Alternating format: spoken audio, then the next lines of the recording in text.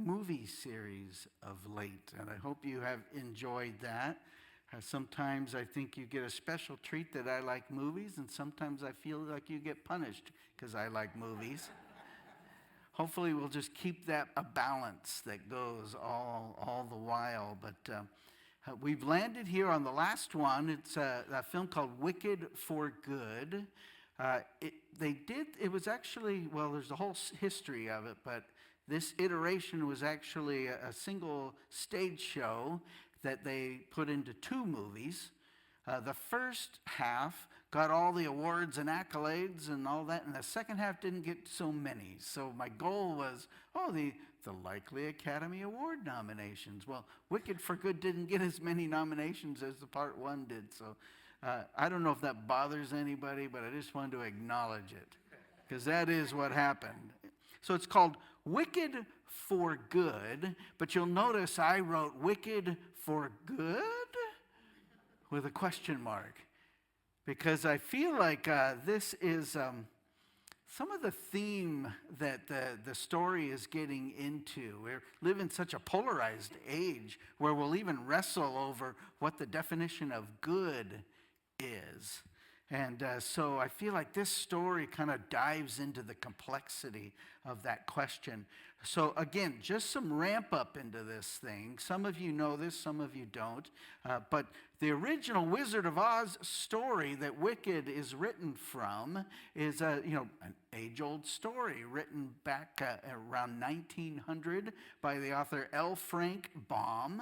He was looking to create a children's story, but it had, now everybody recognizes this, a fair amount of political commentary amidst the story itself. There's a subtle message to the populace within the story that he felt, he felt like they were lacking brains, they were lacking heart, and they were lacking courage. Familiar to anyone? You're seeing the ties that are going on there, right? So they, in the story, most of us I think know the story, they make this journey to Oz looking for this thing that they lack. And what they ultimately come to find is the wizard is kind of just a fake. It's all a facade. And maybe more interestingly, they already had all these things that they were looking for. And they didn't need to come to Oz, this entity that they had given all this power to find out that they had that. They had it all along. So that's some of the sort of subplot that maybe you picked up in the original Wizard of Oz story. Now, the first film, which many of you remember, that commentary kind of gets lost. There's this focus on the technical wizardry of the movie, right? The thing that was most eye-catching was how it starts in black and white, and then you remember it gets all colorized, and everybody goes, oh, right? It was one of the earliest colorized films, right? So this was something that was really, really magical, and it had this wondrous tale with these memorable characters. I pulled a picture, see if you remember these folks right here. Do you remember them? Yeah? Anybody getting wistful? That's back when they made stories good. Yes, with little Dorothy there, right? And then, of course, we can't forget this other character. Don't get scared. James is looking at me. I'm looking at James. Oh. Just a witch. It's an actress. Settle down. I don't know. If you were like 8-year-old Darren, you were scared right now. This was the one for me. Like, when you have those images of who's haunting your room, it was this one right here. I'm not even sure I finished the film until I was, in my 40s. Because I didn't need to know what happened here. You see her get the water on her, right? And then I'm out. Right? And then I learned that was pretty much the end of the movie. Right? I just had to hold out 5 more minutes. But in any case, what happens in the film version is that it kind of leans into this a contrast of female archetypes. right? This challenge that we had with our cultures and our culture and our stories of women needing to choose, are you going to be the witch or are you going to be the innocent, pure one? And those were the choices. With men largely in control of the stories that got written, this is kind of how it played out for a long time, especially in early Hollywood. Now we've spent some time now kind of deconstructing that and recognizing that there's many, many ways to be a female in our world, and not just these two.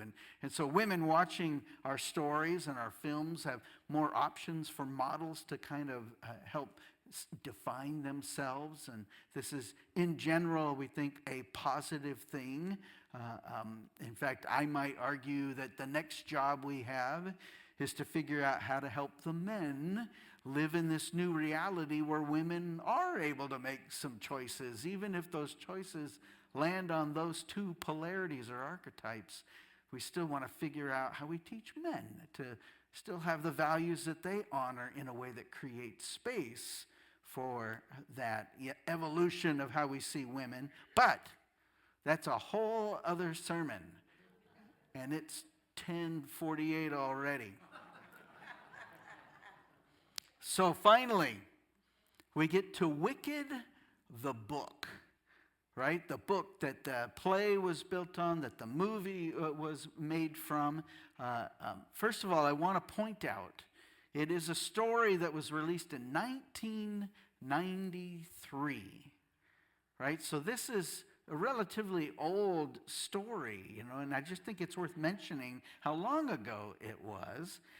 The author, Gregory Maguire, decides to play with that archetype contrast. He's doing that deconstruction work a little bit, of helping develop more sort of models for what a woman can be. And the way he does this is he asks the question, why is the wicked witch wicked? How'd she end up in this place? So here's how he tackles this question. First, he creates a world in which the qualifications for being socially affirmed or accepted are really, really narrow, right? I put up some contrasts up here that you can look at. Yeah, so in this world, in Oz, what we come to realize is that being beautiful is good. Less beautiful, less good. Right? And the same with powerful. Being powerful is good in Oz. Being less powerful is less good in Oz. Right? It's sort of making sense. We sort of wrestle with some of these in our own society today. In this kind of world where they're trying to maybe do keep people in certain places and certain understandings. The socially cooperative person is good, and the less cooperative person, less good, right? This is how it is in Oz. Here's an interesting one in the story. Remember, it is kind of a magical story. Humans are good, but animals are not good. If you've seen the movie, you'll see the animals actually were kind of evolved until we started putting them in cages and boxes, and they move backwards in that evolution. Then finally, wizards are good. They get to run Oz. Witches, not so good. And maybe that has to do with the fact that this particular witch actually had some powers, while the wizard did not. I don't know. Maybe that was part of it. But hopefully you're getting a sense of this is the world that Maguire creates in order to start asking this question of why the wicked witch is as wicked as she is. So you'll see some of these contrasts, again, similar a little bit to what we have in our own world, other than the humans and animals and wizards and witches, but the other stuff. At the same time, the contrasts are much more strong in a story, right? It's a story after all. Finally, we have Elphaba, the name that Maguire gives to this wicked witch, who evidently didn't have a name before that, right? And I think I even got a picture of the initial Elphaba that was on stage. Any Idina Menzel fans? All right. If you're not an Idina Menzel fan, you are wrong. All right? She has, what do they say, created, I think, 3 different roles on Broadway that are like landmark roles. So she is playing Elphaba over here. You can see her in the green. You get Kristen Chenoweth on the right. She plays Glinda, the Good Witch. Anybody get to see that on? I'm sure you saw the stage show, right? What is wrong with you people? We're going to do a field trip. Holy smoke. All right, we are going to go see, we see stuff. This is a really, really good show, and actually some really good voices. So this is the original version, right? And this is the name, Elphaba, that he gives to this woman. We learn that her greenish skin color in Oz is accepted, but not necessarily appreciated or honored in any way, right? She's in many ways kind of shunned by society, given harsher treatment in society. All right, this is partly why we picked that scripture from 1 Samuel, where the Lord says to Samuel, do not look on his appearance or on the height of his stature, because I have rejected him. Here's the key phrase: for the Lord does not see as mortals see. They look on the outward appearance, but the Lord looks on the heart. A simple little message from the Old Testament that still rings true and is lived out here in Wicked for Good. But in Maguire's story, he maps out how for Elphaba, her life is a little bit oppressed, or a lot of bit oppressed, even by her own family, with her father blaming her for his other daughters, her Elphaba's sister's ailment that she has. But despite all of this, she ends up in this privileged school where she's able to find herself. And not only is she able to kind of find herself, but she starts realizing this calling to social justice, this calling to undermine the oppression that Oz has. And so moving quickly through the story, Elphaba gets her chance to go visit the wizard, just like Dorothy and the Scarecrow and the Tin Man and the Lion get to. And her hope is to be able to get help undermining some of these oppressive societal roles. She has especially concerns about her professor, who was a goat, but he was moving into this oppressive situation, being caged up and becoming less and less the goat that he was created to be.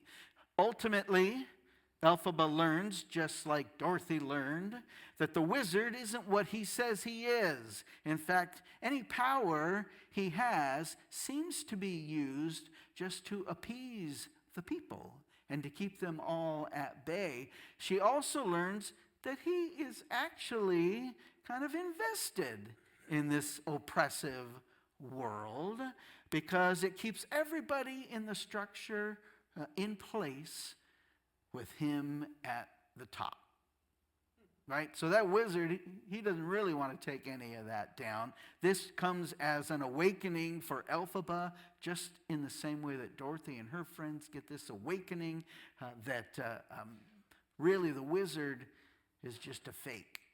There's nothing up there.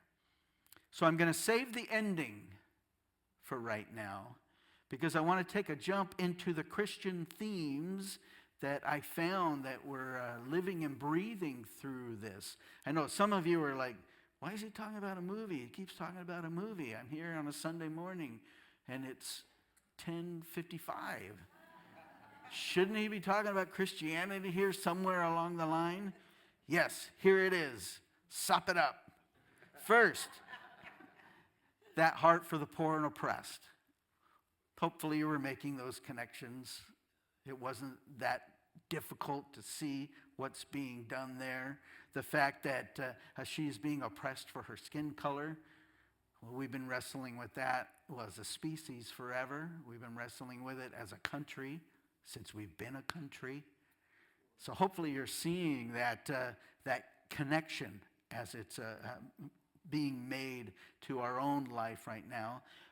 If you are not concerned for the poor and oppressed, then you're probably not being a scripturally correct Christian.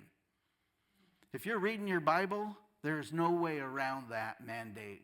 We are supposed to be in the favor of the poor and in favor of the oppressed. It's just in there. Interesting that you could argue that for Elphaba, the trait that gets her oppressed, her skin color, right? It is what opens the door for her empathy to everyone else. Because she gets to feel that oppression. She knows the pain. She knows the disappointment. She knows the injustice of that. And that's what opens that up inside of her.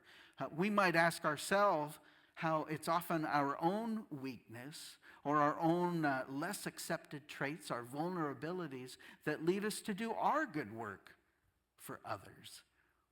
It's that peace that opens up a window into empathy and allows us to see the divine in all of us and be committed to the justice being served for all of God's children. And given this too, hopefully we can see how tragic it is when we try to hide or even condemn those unique traits that God has given us to help us understand the world, help us to understand ourselves and others.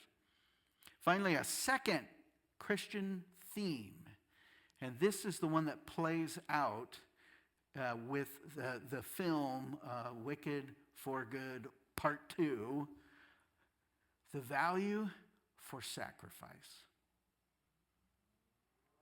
This is when I spoil the film. I think I got one more pick, don't I? I might be able to show that up there. Yeah, okay. Oh, I didn't get close enough. So this is the newest version of Glinda and Elphaba, right? And hopefully we should zoom in a little bit more. I think it would be appropriate to mention, especially giving these themes, that in this case they cast an African-American Elphaba, hopefully helping to resonate with that social justice theme. Well, I'd like to think that's why they did it. But I'm going to spoil the film a little bit. Elphaba, she looks to unite the masses to try to deconstruct the oppression.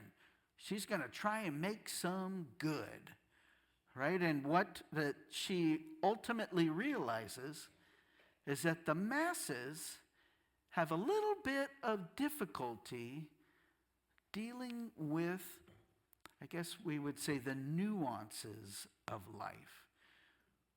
Often we people, we humans, we want to put things in their boxes. This is good and this is bad. Right? And Elphaba realizes this is going to be true. They are not going to be able to help her to do this social justice work. I'm going to remind you once more, this is a 30-year-old story. A 30-year-old story. And I know some of you are like, well, that's not very old, but it's important for us to recognize this is before cell phones. This is before social media. All these advancements that we have that have made it maybe even more difficult for the masses to understand good versus bad. 30 years ago, he's anticipating that this is going to be a problem. And some of us would say, so when I say that we have trouble recognizing good versus bad, we should be willing to admit we know something about that. But Elphaba, she soon realizes that despite her heart for others, despite her heart for justice, she won't be able to get the people to follow her. They are not going to follow her to create that justice. In fact, it's the opposite.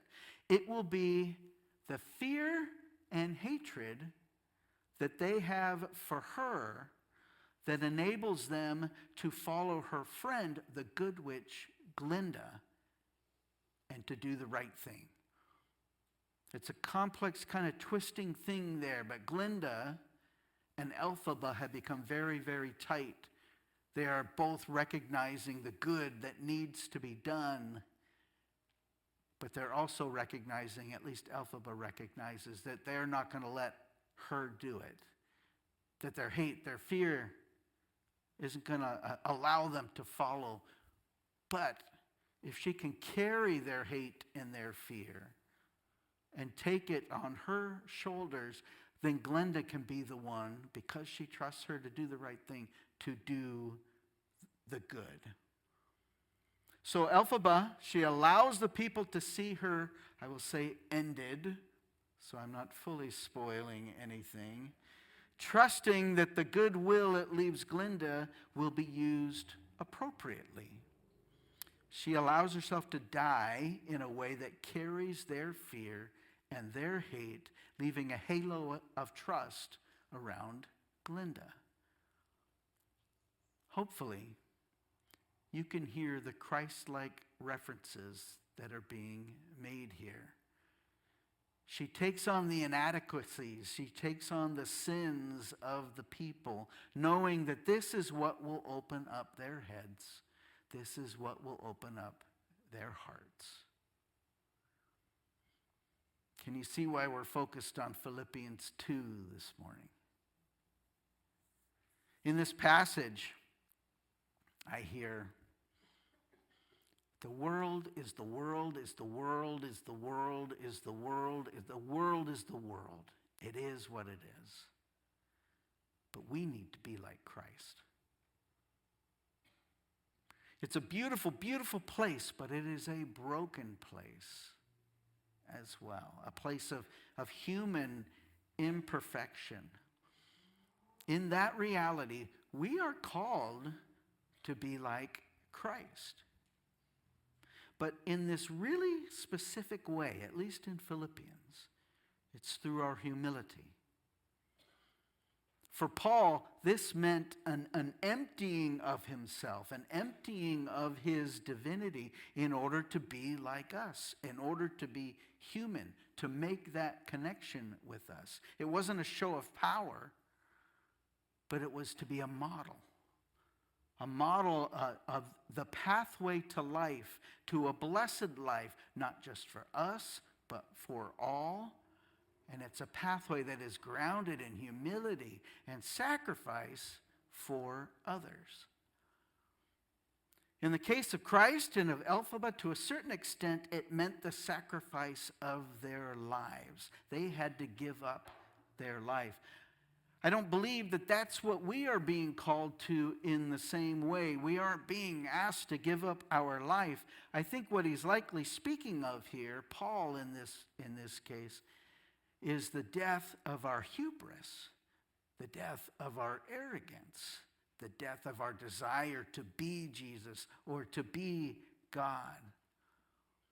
This isn't a good place for us Christians, this place of arrogance and hubris. We are as imperfect as others, charmed by the world's temptations, just like anyone else, sometimes even rationalizing less good actions, telling ourselves that it's God's will. The story of Wicked, the Wizard of Oz, of Christ is here to tell us, maybe it's in this humility that we can come to know God better. Maybe it's in this humility that we can come to understand the challenges and nuances of being a human better. Maybe it's in this humility that we can come to know the good better. Amen.